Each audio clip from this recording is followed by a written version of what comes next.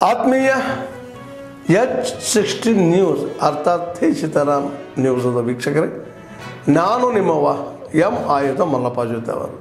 ತಾವು ಈಗ ಸುದ್ದಿಗಳ ಲೋಕಕ್ಕೆ ಎಂಟ್ರಿ ಹೊಡಿತಾ ಇದ್ದೀರಿ. ಈ ಸುದ್ದಿಗಳನ್ನು ಪ್ರತಿಯೊಂದು ನೋಡೋ ಜೊತೆಗೆ ನಿಮ್ಮ ಅಭಿಪ್ರಾಯಗಳನ್ನು ಹಂಚ್ತಾ ಇರಿ. ಯಾಕಂದರೆ ಈ ಸುದ್ದಿಗಳು ನಿಮಗಾಗಿ, ನಿಮ್ಮ ಬದುಕಿಗಾಗಿ, ನಿಮ್ಮ ವೈಚಾರಿಕೆಗಾಗಿ, ನಿಮ್ಮ ತಿಳುವಳಿಕೆಗಾಗಿಯೂ ನಿಮಗೂ ಗೊತ್ತು.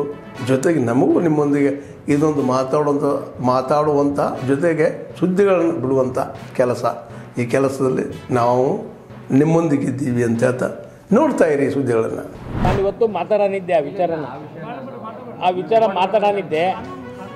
ಅದು ಕಾನೂನು ಪ್ರಕಾರ ಏನೈತಲ್ಲ ಬರಲಿ, ಅದು ರಿಪೋರ್ಟ್ಗಳು ಎಲ್ಲ ಬಂದ ಮೇಲೆ ನಾನು ಕೈ ಹಚ್ತೇನೆ. ಅಲ್ಲಿ ಮಟ್ಟ ಕೈ ಹಚ್ಚಲ್ಲ. ಕೈ ಹಚ್ಚಿದ್ರೆ ಮ್ಯಾಕೆ ಎದ್ದಿರ್ಬಾರ್ದು, ಹಂಗೆ ಕೈ ಹಚ್ತಾನೆ ಈ ಏನೋ ಅವನು ಯಾವ ಇಲ್ಲಿಗಲ್ ಅದಾವು ಏನದಾವು ಎಲ್ಲ ತೆಗ್ಯಾನ. ಒಂದು ಗುಂಟಿನೂ ಬೇಡ. ಈಗೇನು ಅವು ಬೊಗಳ್ತದವಲ್ಲ, ಅವನೊಬ್ಬನ ಅಲ್ಲಿ ಹೋಗ್ಯಾನ ಬೊಗಳಕ್ಕೆ ಹಚ್ಚಿ. ಇವರಿಬ್ರಿಗೆ ಬಿಟ್ಟಾನ. ಇಬ್ಬರೇ ಅಲ್ಲಿ ಉಳಿದಿರೋದವ್ರು. ಈಗ ಪಾಟ್ಯಾಗ ಉಳಿದಿರೋದೇ ಇಬ್ಬರಲ್ಲ. ಇದು ಎಡಪಂಕ್ತಿಗೆ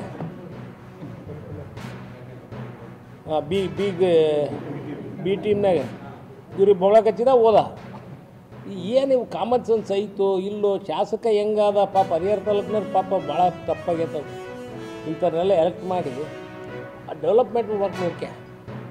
ಊರಾಗ ಹೆಂಗೆ ರಸ್ತೆಗಳದವು ಏನದವು, ಹರಿಹರದಾಗ ಎಷ್ಟು ಹಾಳಾಗ್ಯವು, ಅದ್ರ ಬಗ್ಗೆ ಚಿಂತನೆ ಮಾಡು. ಅದು ಬಿಟ್ಟು ಎಲ್ಲೇ ಬಂದೆ, ಯಾವುದೇ ಕಾನ್ಸ್ಟಿಟ್ಯೂನ್ಸಿಗೆ ಬಂದೆ. ಈಗ ನನ್ನ ಕಾನ್ಸ್ಟಿಟ್ಯೂನ್ಸಿಗೆ ಕಾಲಿಟ್ರೆ ನಾನು ಸುಮ್ಮನಿರ್ಬೇಕಾ ಏನಪ್ಪ? ಈಗ ಅದಕ್ಕೆ ಸಪ್ರೇಟಾಗಿ ಉತ್ತರ ಕೊಡ್ತಾನೆ. ಇದ್ರ ಬಗ್ಗೆ ಐತಲ್ಲ ಕುಲಂಕುಷವಾಗಿ. ಈಗ ಎರಡೂ ಕಡೆಗೂ ನಮ್ಮರೇ ಅದಾರ. ನಮ್ಮರ ಮೀನ್ಸ್ ರೈತರು ಪ್ಲಸ್ ನಮ್ಮದು ಇರ್ಬೋದು, ನನಗೂ ಗೊತ್ತಿಲ್ಲ. ಅದು ನಾನು ತಗೊಂಡಿದ್ರು ಯಾವಾಗ ನಾನು ಇನ್ನೂ ಹುಡುಗಿದ್ದಾಗ ಅವೆಲ್ಲ ತಗೊಂಡಿರೋದು ನಾನು. I was 24-25 years. ಈಗ ನಾನು 58. ಎಷ್ಟು ವರ್ಷ ಆಯ್ತು? ನಾವು ಎಲ್ಲೆಲ್ಲಿ ಆಸ್ತಿ ಮಾಡೀನಿ ಅಂತ ನನಗೇ ಗೊತ್ತಿಲ್ಲ. ಏನೋ ಒಂದು ಜೀಪ್ ಕೊಡ್ತಾನೆ, ಒಂದು ಕಾರ್ ಕೊಡ್ತಾನೆ. ರೆಕಾರ್ಡ್ಸ್ಗಳು ನಮ್ಮ ಆಫೀಸ್ನಾಗ ಇರಬೇಕು. ಏನೋ ಇದ್ದೇ ಇರ್ತಾವೆ. ಅವನು ಕೊಡ್ತಾನೆ, ನೋಡ್ಕೊಂಬರಕ್ಕೆ ಕೇಳೋನು. ಬುತ್ತಿನೂ ಬೇಕಾದ್ರೆ ಕೊಡ್ತಾನೆ. ಬೇಕಾದ್ರೆ ಕೋಳಿ ಕುರಿ ಬೇಕು ಅಂದ್ರೆ ಅವನು ಹಾಕ್ಸ್ಕೊಡ್ತಾನೆ.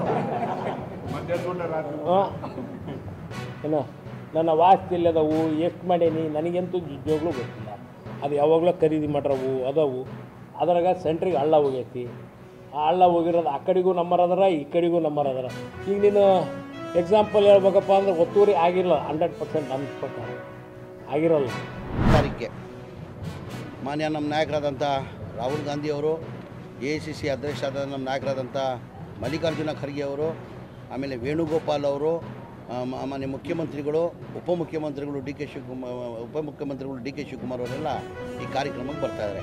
29ನೇ ತಾರೀಕಿಗೆ 42,345 ಮನೆಗಳು ಕೊಡ್ತಾ ಇಡೀ ರಾಜ್ಯದಲ್ಲಿ ಕೊಡ್ತಾ ಇರೋದು. ಅಂದರೆ ಕಾರ್ಯಕ್ರಮ ಒಂದು ಕಡೆ ಮಾಡ್ತಾಯಿದ್ವಿ. ಈ ಹುಬ್ಳಿದಲ್ಲಿ 1,200 ಮನೆಯಲ್ಲ, 1,000 ಮನೆ ಹುಬ್ಳಿದಲ್ಲಿ ಕೊಡ್ತಾಯಿದ್ವಿ. ಆ ಥರ ಇಡೀ ರಾಜ್ಯದಲ್ಲಿ ಎಲ್ಲ first phase, second phase, third face ಅಂತ ಮಾಡಿದ್ವಿ. ನಮಗೆಲ್ಲ ಗೊತ್ತಿದ್ದಂಗೆ ಹಿಂದಿನ ಸರ್ಕಾರದಲ್ಲಿ ಸಿದ್ದರಾಮಯ್ಯ ಮುಖ್ಯಮಂತ್ರಿ ಇರುವಾಗ 1,80,253 ಮನೆಗಳು ಸ್ಲಮ್ ಬೋರ್ಡ್ಗೆ ಸ್ಯಾಂಕ್ಷನ್ ಮಾಡಿದರು. 15, 14, 15, 16, 17, 18 ಸ್ಯಾಂಕ್ಷನ್ ಮಾಡಿದರು. ಅದೇ ಥರ ರಾಜೀವ್ ಗಾಂಧಿ HP ಸ್ಕೀಮ್ ಅಂತ ಇದೆ. ರಾಜೀವ್ ಗಾಂಧಿ ಆಶ್ರಯ ಮನೆಗಳು ಅಂತಿವೆ. ಅದಕ್ಕೂ ಹಿಂದಿನ ಸರ್ಕಾರದಲ್ಲೇ ಸಿದ್ದರಾಮಯ್ಯ ಮುಖ್ಯಮಂತ್ರಿ ಇರುವಾಗ 47,860 ಮನೆಗಳು ಸ್ಯಾಂಕ್ಷನ್ ಮಾಡಿದರು. ಒಟ್ಟಾಗಿ 2,30,000 ಮನೆಗಳು ಆ ಹಿಂದಿನ ಸರ್ಕಾರದಲ್ಲಿ ಸಿದ್ದರಾಮಯ್ಯ ಇರುವಾಗ ಆ ಸ್ಯಾಂಕ್ಷನ್ ಮಾಡಿದ್ದು. ಅದಾದಮೇಲೆ ಸಮ್ಮಿಶ್ರ ಸರ್ಕಾರ ಬಂತು. ಕುಮಾರಸ್ವಾಮಿ ಅವರು 1.5 ವರ್ಷ ಮುಖ್ಯಮಂತ್ರಿ ಆಗಿದ್ದರು. ಯಡಿಯೂರಪ್ಪ ಅವರು 2 ವರ್ಷ ಮುಖ್ಯಮಂತ್ರಿ ಆಗಿದ್ದರು. ಬಸವರಾಜ ಬೊಮ್ಮಾಯಿಯವರು 2 ವರ್ಷ ಮುಖ್ಯಮಂತ್ರಿ ಆಗಿದ್ದರು. ಅವ್ರ ಅವಧಿಯಲ್ಲಿ ಒಂದು ಮನೆಯೂ ಕೊಟ್ಟಿಲ್ಲ, ಒಂದು ಮನೆಯೂ ಸ್ಯಾಂಕ್ಷನ್ ಮಾಡಿಲ್ಲ. ಕಾರಣ ಅಂದರೆ ಒಂದು ಮನೆ ಕಟ್ಟಬೇಕಾದ್ರೆ 7.5 ಲಕ್ಷ ಕಾಸ್ಟ್ ಆಗ್ತದೆ. ಒಂದು ಮನೆ ಕಟ್ಟಬೇಕಾದ್ರೆ ಕೇಂದ್ರ ಸರ್ಕಾರದಿಂದ ಪ್ರಧಾನ ಮಂತ್ರಿ ಆವಾಸ್ ಯೋಜನೆ ಅಂತ ಹೇಳ್ಬಿಟ್ಟು 1.5 ಲಕ್ಷ ಕೊಡ್ತಾರೆ. ರಾಜ್ಯ ಸರ್ಕಾರದಿಂದ ಜನರಲ್ಗೆ 2 ಲಕ್ಷ, ಜನರಲ್ಗೆ 1.5 ಲಕ್ಷ ಕೊಡ್ತಾರೆ. SC ST ಇದ್ದರೆ 2 ಲಕ್ಷ ರೂಪಾಯಿ ಕೊಡ್ತಾರೆ. ಆ್ಯಾವ್ರೇಜ್ ತೊಗೊಂಡ್ರೆ 3 ಲಕ್ಷ ಆಯಿತು. 7.5 ಲಕ್ಷದಲ್ಲಿ 3 ಲಕ್ಷ ಹೋದರೆ ಎಷ್ಟು ಉಳಿತು? 4.5 ಲಕ್ಷ. ಪಾಪ ಬಡವ್ರು ಎಲ್ಲಿಂದ ಕೊಡೋಕ್ಕೆ ಸಾಧ್ಯ? 8 ವರ್ಷದಲ್ಲಿ 2014 ಮನೆಗಳು ಸ್ಯಾಂಕ್ಷನ್ ಆಗಿ 11 ವರ್ಷದಲ್ಲಿ ನಮ್ಗೆ ಬಂದಿರೋದು ಬೆನಿಫಿಷರಿ ಪೇಮೆಂಟ್ ಎಲ್ಲ ಸ್ಲಮ್ ಬೋರ್ಡ್ದು ಮತ್ತು ರಾಜೀವ್ ಗಾಂಧಿ HPC ಆಶ್ರಯ ಮನೆಗಳದ್ದು 9,500 ಕೋಟಿ ಆಗಿತ್ತು. ಅದರಲ್ಲಿ ಬಂದಿರೋದು ನಮಗೆ 310 ಕೋಟಿ ಬಂದಿದೆ. ಯಾರೋ 5,000 ಕೊಟ್ಟಾರೋ, ಯಾರೋ 10,000, 15,000, 20,000 ಆದಮೇಲೆ ಬಡವ್ರ ಪಾಪ ಕೊಡೋಕ್ಕೆ ಸಾಧ್ಯ ಆಗಲ್ಲ. ನಮ್ಮ ಸರ್ಕಾರ ಬಂದಾದಮೇಲೆ ನನಗೆ ಮಂತ್ರಿಯಾಗಿ ಅವಕಾಶ ಸಿಕ್ಕಾದ್ಮೇಲೆ ನನ್ನ ಗಮನಕ್ಕೆ ಬಂದಾದಮೇಲೆ ನಾನು ಹೆಂಗಪ್ಪ ಮಾನ್ಯ ಮುಖ್ಯಮಂತ್ರಿ ಗಮನಕ್ಕೆ ತರೋದಿದ್ದು. ಏನಕ್ಕಂದರೆ ಈಗ ತಮಗೆಲ್ಲ ಗೊತ್ತಿದ್ದಂಗೆ ಈ ಗ್ಯಾರಂಟಿಗಳದು 55,000 to 60,000 ಕೋಟಿ ಆಗ್ತದೆ. ಪ್ರತಿ ವರ್ಷ 55,000 to 60,000 ಕೋಟಿ ಆಗ್ತದೆ. ಆ ಮಧ್ಯದಲ್ಲಿ ನಾನು 9,000 ಹೆಂಗಪ್ಪ ಕೇಳೋದು ಅಂತ ಮನೆ ಮುಖ್ಯಮಂತ್ರಿಗೆ ನಾನು ಯೋಚನೆ ಮಾಡ್ತಾಯಿದ್ದೆ. ಹಂಗೂ ಧೈರ್ಯ ಮಾಡಿ ಮನೆ ಮುಖ್ಯಮಂತ್ರಿಗೆ ಗಮನಕ್ಕೆ ತಂದೆ ನಾನು. ಸರ್, ಹಿಂದಿನ ಸರ್ಕಾರದಲ್ಲಿ ತಾವೇ ಮುಖ್ಯಮಂತ್ರಿ ಇರುವಾಗ ಈ ಮನೆಗಳು ಸ್ಯಾಂಕ್ಷನ್ ಆಗಿರೋದು, ಅದಾದಮೇಲೆ ಒಂದು ಮನೆಯೂ ಸ್ಯಾಂಕ್ಷನ್ ಆಗಿಲ್ಲ, ಒಂದು ಮನೆಯೂ ಕೊಡೋಕ್ಕೆ ಸಾಧ್ಯ ಆಗಿಲ್ಲ. ಜನ ಬೀದಿಯಲ್ಲಿದ್ದಾರೆ ಸರ್. ನಮ್ಮ ಸರ್ಕಾರ ವತಿಯಿಂದ ನಾವೇ ಕಟ್ಕೊಡ್ಬೇಕಂತ ಹೇಳ್ಬಿಟ್ಟು ಮನೆ ಮುಖ್ಯಮಂತ್ರಿಗೆ ಗಮನಕ್ಕೆ ತಂದೆ. ಮನೆ ಮುಖ್ಯಮಂತ್ರಿಗಳು 2-3 ರಿವ್ಯೂ ಮೀಟಿಂಗ್ ಮಾಡಿ ನನಗೂ ಪ್ರಸಾದಪ್ಪನಿಗೆ ಇಲ್ಲ, ನೀವು ಹೇಳ್ತಾರ ಸತ್ಯ ಕಣೋ, ನೀವು ಹೇಳ್ತಾರ ಸತ್ಯ ಇದು, ಈಗ ಬಡವ್ರು ದುಡ್ಡು ಕೊಡೋಕ್ಕೆ ಸಾಧ್ಯ ಆಗಲ್ಲ. ಅದು ಎಷ್ಟನ್ನ ಕಷ್ಟ ಆಗಲಿ, ಎಷ್ಟನ್ನ ತೊಂದರೆ ಆಗಲಿ, ನಾನು ದುಡ್ಡು ಕೊಡ್ತೀನಿ. 2,30,000 ಮನೆಗಳು 26 ಡಿಸೆಂಬರ್ ಒಳಗಡೆ ಕೊಡಬೇಕಂತ ಮನೆ ಮುಖ್ಯಮಂತ್ರಿಗಳು ಸೂಚನೆ ಕೊಟ್ಟಿದ್ದಾರೆ. ಹಾಗೆ 2024 ತಂದು ಕ್ಯಾಬಿನೆಟ್ ಅಪ್ರೂವ್ ಮಾಡಿ 500 ಕೋಟಿ ಕೊಟ್ಟರು ನಮಗೆ. 500 ಕೋಟಿ ಕೊಟ್ಟಾದಮೇಲೆ ನಾವು 36,789 ಮನೆ ಹೋದ ವರ್ಷ ಕೊಟ್ಟಿದ್ವಿ. ಈ ವರ್ಷ 42,000 ಮನೆಗಳು ನಾವು ಕೊಡ್ತಾಯಿದ್ದೀವಿ. 29 ಇಲ್ಲೇ ಪಕ್ಕದಲ್ಲೇ ಇಲ್ಲಿದೆಯಲ್ಲ ಜಾಗ, ಒಂದು ಐಡೆಂಟಿಫೈ ಮಾಡಿದ್ದೀವಿ. ಒಂದು 17 ಎಕರೆ ಜಾಗದಲ್ಲಿ ಕಾರ್ಯಕ್ರಮ, ಒಂದು 10-12 ಜಾಗದಲ್ಲಿ ಪಾರ್ಕಿಂಗ್ಗೆ ವ್ಯವಸ್ಥೆ ಮಾಡಿದ್ವಿ. ಅದು ಆಪೋಸಿಟ್ ಸೈಡ್ ಊಟದ ವ್ಯವಸ್ಥೆ ಮಾಡಿದ್ವಿ. ಕನಿಷ್ಠ ನನ್ನನ್ಸಿಗೆ ನನ್ನ ಟಾರ್ಗೆಟ್ ಇರೋದು 4 ಲಕ್ಷ ಜನ ಸೇರಿಸ್ಬೇಕಂತ ನಾವು ಇದ್ದೀವಿ. ಇಡೀ ರಾಜ್ಯದಿಂದ ಎಲ್ಲ ರಾಜ್ಯದಿಂದ ಬರ್ತಾರೆ. ನಾವು ಸರೌಂಡಿಂಗ್ ಈಗ ನಾವು ಇಲ್ಲಿ ಗದಗ, ಹಾವೇರಿ, ಗದಗ, ಹುಬ್ಳಿ, ಹಾವೇರಿ, ಧಾರವಾಡ, ಬೆಳಗಾಂ ಈ ಸರೌಂಡಿಂಗ್ ಕಾನ್ಸೆಪ್ಟ್ ಮಾಡ್ತೀವಿ ನಾವು. ಈಗ ಹಾವೇರಿ ಜಿಲ್ಲೆ, ಗದಗ, ಹುಬ್ಳಿ, ಧಾರವಾಡ, ಬೆಳಗಾಂ, ಗದಗ ಈ ಥರ ಕಾನ್ಸೆಪ್ಟ್ ಮಾಡಿ ಬೇರೆ ಕಡೆಯಿಂದ ಬರೋರು ಬರ್ತಾರೆ. ಯಾರಾದರೂ ಕಾಂಗ್ರೆಸ್ ಪಕ್ಷದಲ್ಲಿ ಈಗ ಈ 5 ಗ್ಯಾರಂಟಿಗಳಿಂದ ಕಾಂಗ್ರೆಸ್ ಪಕ್ಷಕ್ಕೆ ಏನಾಗಿದೆ, ಅಭಿಮಾನಿಗಳು ಜಾಸ್ತಿ ಆಗಿಬಿಟ್ಟಿದೆ. ನೆನ್ನೆ ಒಂದು ಕಾರ್ಯಕ್ರಮ ಮಾಡಿದ್ವಿ, ಗ್ಯಾರಂಟಿ ಕಾರ್ಯಕ್ರಮ ಅಂತ ಎಲ್ಲ ಜಿಲ್ಲೆವಾರು ಮಾಡ್ತೀವಿ. ನಮ್ಮ ಜಿಲ್ಲೆಯಲ್ಲಿ ಮಾಡಿದ್ವಿ. ನೆನ್ನೆ ವಿಜಯನಗರಲ್ಲಿ ರೇವಣ್ಣ ಜನ ನೋಡಿ ಬರೀ ಹೆಣ್ಮಕ್ಳು ಇದ್ದರು. ಒಂದು 7-8 ಸಾವಿರ ಬರೀ ಹೆಣ್ಮಕ್ಳು ಬಂದಿದ್ರು.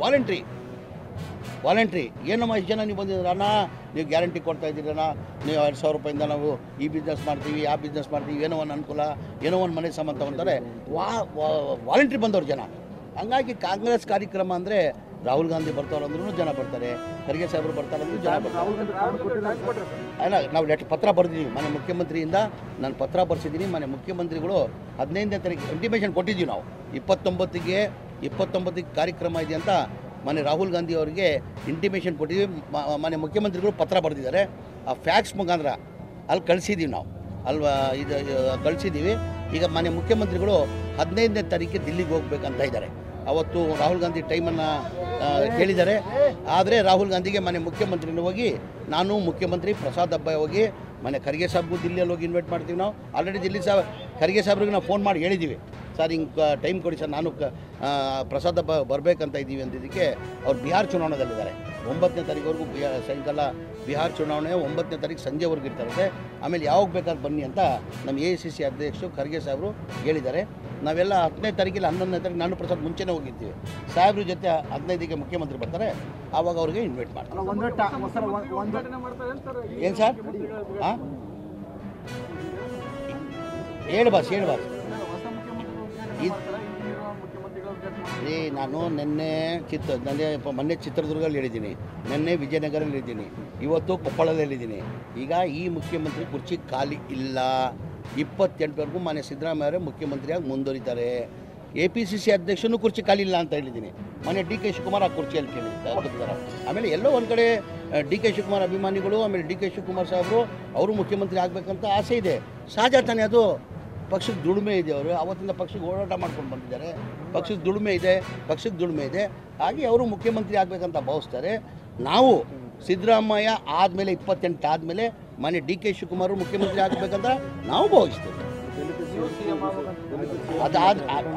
ಈಗ ಒಂದು ನಿಮಿಷ, ದಲಿತ ಮುಖ್ಯಮಂತ್ರಿ ಆಗಬೇಕಂತ ಇದೆ. ದಲಿತ ಮುಖ್ಯಮಂತ್ರಿ ಆಗಬೇಕಂದ್ರೆ ನಮಗೂ ಆಸೆ ಇದೆ. ನಮ್ಮ ಜೈ ಭೀಮ್ ಬರಬೇಕಂತ ನಮಗೂ ಆಸೆ ಇದೆ. ಅಂದರೆ ತೀರ್ಮಾನ ಯಾರು ಮಾಡಬೇಕಾಗಿರೋದು? ಹೈಕಮಾಂಡ್ ಮಾಡಬೇಕಾಗಿ. ನಾವು ಯಾರೂ ಮಾಡೋಕ್ಕಾಗಲ್ಲ. ನಮ್ಮ ಪಕ್ಷ ಹೈಕಮಾಂಡ್ ಪಕ್ಷ. ನಾವು ಯಾರಿಲ್ಲ, ನಮ್ಮ ಅಭಿಪ್ರಾಯ ಹೇಳ್ಬೋದು ಅಷ್ಟೇ. ನಮ್ಮ ಅಭಿಪ್ರಾಯ ನಾವು ಹೇಳಬೇಕು. ಅಂದರೆ ತೀರ್ಮಾನ ಮಾಡೋರು ಯಾರು? ಹೈಕಮಾಂಡ್ ತೀರ್ಮಾನ ಮಾಡಿದೆ. ಯಾರೂ ತೀರ್ಮಾನ ಮಾಡೋಕ್ಕಾಗಲ್ಲ. ಈಗ ನಾವು ಪಕ್ಷದ ಸ್ಥಿತಿನ ಸಿಪಾಯಿ, ಪಕ್ಷ ಏನು ಜವಾಬ್ದಾರಿ ಕೊಡ್ತಾರೆ ಅದು ಜವಾಬ್ದಾರಿಯನ್ನು ನಿಭಾಯಿಸ್ತೀವಿ. ನಾನು ಯಾರೋ ಕೊಪ್ಪಳದಲ್ಲಿ ಕೇಳಿದ್ರು ಮಾಧ್ಯಮದವರು, ಇಲ್ಲ ಸರ್ ಪಕ್ಷ ಕೆಲಸ ಮಾಡೋಕ್ಕೆ ನೀವು ಒಪ್ಕೊಳ್ತೀರಾ ಹೈಕಮಾಂಡ್ ಹೇಳಿದ್ರಿ ಅಂತ ಹೇಳಿದೆ. ನಾನು ಪಕ್ಷದ ಶಿಸ್ತಿನ ಸಿಪಾಯಿ, ನನ್ನ ಪಕ್ಷ ಆಯ್ತಪ್ಪ ನೀನು 2.5 ವರ್ಷ ಮಂತ್ರಿ ಆಗಿದ್ದೆ, ಈಗ ಪಕ್ಷದ ಕೆಲಸ ಅದಕ್ಕೂ ಸಿದ್ಧ ನಾನು.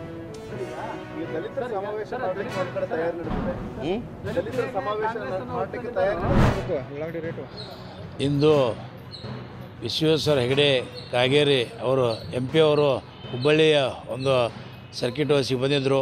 ನಾವೆಲ್ಲ ರೈತ ಬಾಂಧವರು ಸೇರಿ ಇವತ್ತು ಅವರಿಗೆ ಮನವಿಯನ್ನು ಕೊಟ್ಟಿದ್ದೇವೆ. ಏನಪ್ಪ ಅಂತಂತಂದರೆ ಈ ವರ್ಷ ಅತಿಯಾದ ಮಳೆಯಿಂದ ಅಲ್ಪ ಸ್ವಲ್ಪ ಉಳ್ಳಾಗಡ್ಡಿ ಬೆಳೆಯನ್ನು ರೈತರು ಬೆಳೆದಿದ್ದಾರೆ.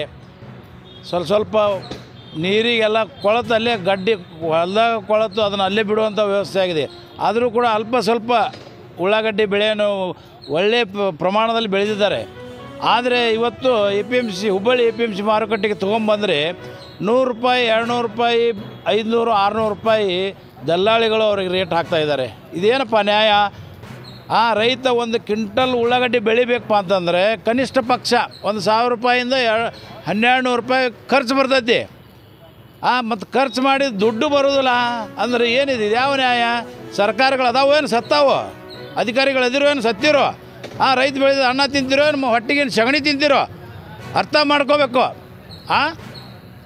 ಅತಿಯಾದ ಮಳೆಯಿಂದ ಉಳ್ಳಾಗಡ್ಡಿ ಅಷ್ಟೇ ಅಲ್ಲ, ಎಲ್ಲ ಪೀಕು ಹಾಳಾಗಿ ಹೋಗ್ಯಾವ. ಆದರೂ ಕೂಡ ಅಲ್ಪ ಸ್ವಲ್ಪ ಉಳ್ಳಾಗಡ್ಡಿ ತಂದ್ರೆ ನೀವು 100 ರೂಪಾಯಿ, 200 ರೂಪಾಯಿ, 500 ರೂಪಾಯಿ ಕ್ವಿಂಟಲಿಗೆ ತೊಗೊತೀರಂದ್ರೆ ಅದನ್ನು ರೈತರಿಂದ 500 ತೊಗೊಂಡು ಅದೇ ಮಾರ್ಕೆಟ್ನಾಗ ರೈತ ಸಾರ್ವಜನಿಕರು ಕೊಳ್ಳಕ್ಕೆ ಹೋದ್ರೆ 25 ರೂಪಾಯಿ, 30 ರೂಪಾಯಿ KG ಮಾರ್ತೀರಿ.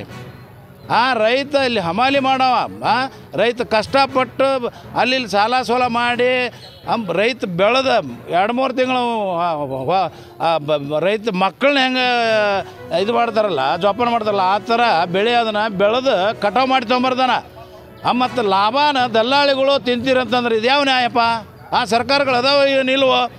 ಆದ್ದರಿಂದ ನಾನು ನಮ್ಮ ರತ್ನ ರೈತ ಸಮಾಜ ವತಿಯಿಂದ ಹಾಗೂ ಕರ್ನಾಟಕ ರಾಜ್ಯದ ಸಮಸ್ತ ರೈತರ ವತಿಯಿಂದ ನಾನು ಎಚ್ಚರಿಕೆ ಕೊಡ್ತಾ ಇದ್ದೇನೆ. ರಾಜ್ಯ ಸರ್ಕಾರಕ್ಕೆ, ಕೇಂದ್ರ ಸರ್ಕಾರಕ್ಕೆ, ದಲ್ಲಾಳಿಗಳಿಗೆ, APMCಗಳಿಗೆ ಈ ಕೂಡಲೇ ರೈತರು ಬೆಳೆದಂಥ ಉಳ್ಳಾಗಡ್ಡಿ ಬೆಳೆಯನ್ನು ಪ್ರತಿ ಕ್ವಿಂಟಲ್ಗೆ 2,500 ರೂಪಾಯಿದಿಂದ 3,000 ರೂಪಾಯಿ ಬೆಲೆಯಲ್ಲಿ ಖರೀದಿ ಮಾಡಬೇಕು. ಇಲ್ಲಾಂದರೆ ನಿನ್ನಿನ ದಿವಸ ನಾವು ಹುಬ್ಬಳ್ಳಿ APMC ಬಂದ್ ಮಾಡಿದ್ವಿ, ಮತ್ತು ಹುಬ್ಬಳ್ಳಿ ಧಾರವಾಡ ರಸ್ತೆನೂ ಬಂದ್ ಮಾಡಿದ್ವಿ. ಬಾರ್ಕೋಲ್ ಚಳವಳಿ ಮುಖಾಂತರ ಬಂದ್ ಮಾಡಿ 100 ರೈತರು ಬಂದು ಮತ್ತು ನೀವು ಇಮಿಡಿಯೇಟ್ ನಮ್ಮ ರೈತರಿಗೆ 2,500ರಿಂದ 3,000 ರೂಪಾಯಿ ಬೆಲೆಯಲ್ಲಿ ಕೊಡಲೇ ಇಲ್ಲ ಅಂದ್ರೆ ರಾಜ್ಯ ಸರ್ಕಾರಕ್ಕೆ ಮತ್ತು ಲೋಕಸಭೆಗೆ ನಾವೆಲ್ಲ ರೈತ ಬಾಂಧವರು ಬಾರ್ಕೋಲ್ ಚಳವಳಿ ಮುಖಾಂತರ ಮತ್ತು ಮುತ್ತಿಗೆ ಹಾಕ್ತೇವೆ. ಮತ್ತು ಬಸವಣ್ಣನಿಗೆ ಹೊಡೆಯುವಂಥ ಬಾರ್ಕೋಲು ನಿಮ್ಮ 2 ಸರ್ಕಾರಕ್ಕೂ ಬರ್ತಾವೆ, ಸಂಬಂಧಪಟ್ಟ ಅಧಿಕಾರಿಗಳು ಬರ್ತಾವೆ ಅಂತ ನಾನು ನೇರವಾಗಿ ಎಚ್ಚರಿಕೆಯನ್ನು ನೀಡ್ತಾ ಇದ್ದೇನೆ. ಜೈ ಹಿಂದ್, ಜೈ ಜವಾನ್, ಜೈ ಕಿಸಾನ್.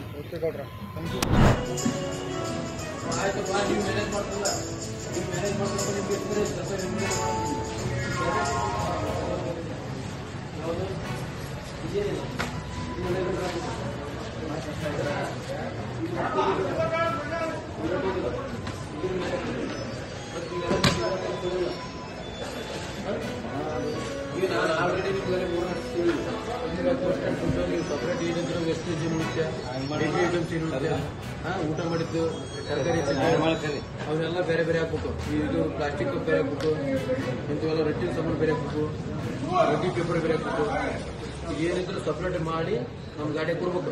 ಎಲ್ಲಿರ್ಬೇಕು ಅಲ್ಲಿ ಇದ್ರಾಗ ನೀವು ಬೀದಿ ಚಲೋ ಅದಾರಿ, ಹಳ್ಳಕ್ಕೆ ಚಲೋ ಅದಾರಿ, ಪಬ್ಲಿಕ್ ಪ್ಲೇಸಿಗೆ ನಮ್ಮ ಪೂರ ಎಲ್ಲಿ ಚೆಲ್ಲಿದ್ರು ಕೂಡ ನಿಮ್ಗೆ ಫೈನ್ ಹಾಕ್ತೀವಿ ನಗರಸಭೆಯಿಂದ. ಯಾವುದೇ ಕಾರಣಕ್ಕೂ ಮಾಡಕ್ ಹೋಗ್ಬೇಡ. ಇಲ್ಲಿ ನಮ್ಮ 10 ಜನ ಕಮ್ಯುನಿಟಿ ಮೊಬಿಲೈಸರ್ ಆಯ್ಕೆಗಿರಿ ಈ ಸೆಕ್ಷನ್ ಇವರೆಲ್ಲ ಮಾರ್ಕೆಟಿಂಗ್ ಮಾಡ್ತಾರೆ. ಯಾರು ಎಲ್ಲಿ ಚಲೋ ಅದಾರಿ ಅಂದ್ರೆ ಅವ್ರ ನಂಬರ್ ಬಂದಪ್ಪ ನಮಗೆ ಹತ್ರ ನಾವು ಬಂದು ನಿಮ್ಗೆ ದಿನ ಕರೆದು ನಿಮ್ಗೆ ಫೈನ್ ಹಾಕ್ತೀವಿ. ನೀವು ಯಾರು ಈಗ ಇವರು ಇಲ್ರಿ ಕೊಟ್ಟಿಲ್ಲ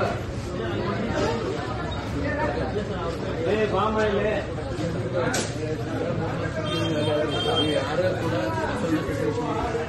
ನಿಮ್ಮ ಮ್ಯಾಗ ಒಂದು ಕಂಪ್ಲೇಂಟ್ ಐತಿ. ಇವ್ರ ಕಸನ ಇವ್ರು ಅವ್ರು ಬರೋಕ್ಕೆ ಮುಂಚೆ ನಮ್ಮ ಗಾಡಿ ಬರೋಕ್ಕೆ ಮುಂಚೆಗೆ ಇದನ್ನ ತಗೊಂಡು ಹೋಗಿ ಅದಕ್ಕೆ ಹಾಕಿರ್ತಾರೆ. ನೀವು ಏನಾಗ ಮಾಡೋಕ್ಕಾಗಿಲ್ಲ. ಅವ್ರ ಕಸ ಅವ್ರು ಸಪ್ರೇಟ್ ಇರ್ಬೇಕು, ಇದೇ ನಾವು ಸಪ್ರೇಟ್ ಮುಗಿರ್ತದೆ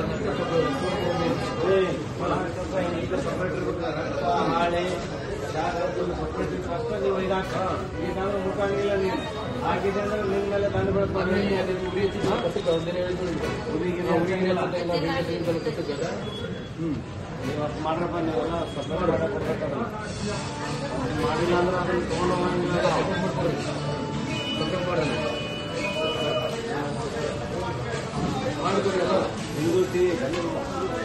ಇದು ಯಾರ್ದು ಅಂಗಡಿ ಇದೆ ಇವಾಗ ಹೇಳಿದಿಲ್ಲ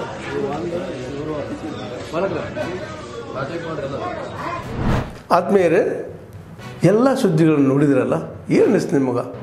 ಇದರಲ್ಲೇ ನಿಮ್ಗೆ ಲೈಕ್ ಆಗಿರ್ಬೋದು, ಡಿಸ್ಲೈಕು ಆಗಿರ್ಬೋದು, ಕಾಮೆಂಟ್ ಬೇಡಪ್ಪ ಅಂತೂ ಅನಿಸಿರ್ಬೋದು, ಕಾಮೆಂಟ್ ಮಾಡಬೇಕಪ್ಪ ಅನಿಸಿರ್ಬೋದು, ಶೇರ್ ಮಾಡಬಾರ್ದಪ್ಪ ಅನಿಸಿರ್ಬೋದು, ಅದು ಮಾಡಬೇಕು ಅನಿಸಿರ್ಬೋದು.